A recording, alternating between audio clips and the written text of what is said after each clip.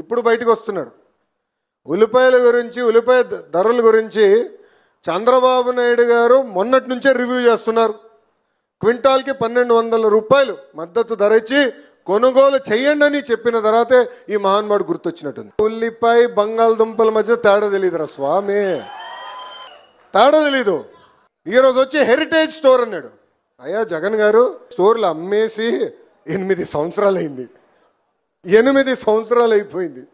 అవన్నీ future retail, Reliance retail స్టోర్లుగా మారిపోయినాయి. అది కూడా పాపం ఆయన తెలియదు. అలా ఉంది పరిస్థితి. అంటే వాస్తవాలకి దూరంగా ఉంటే అదే అట్లనే ఉంటుంది.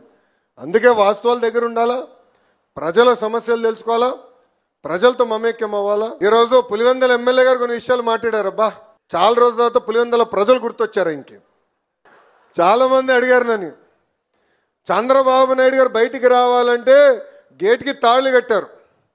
చంద్రబాబు నాయుడు గారు కుప్పంకి వెళ్ళాలంటే డిఎస్పీని అడ్డంగా పెట్టి కుప్పానికి వెళ్ళేదానికి లేదని చెప్పారు.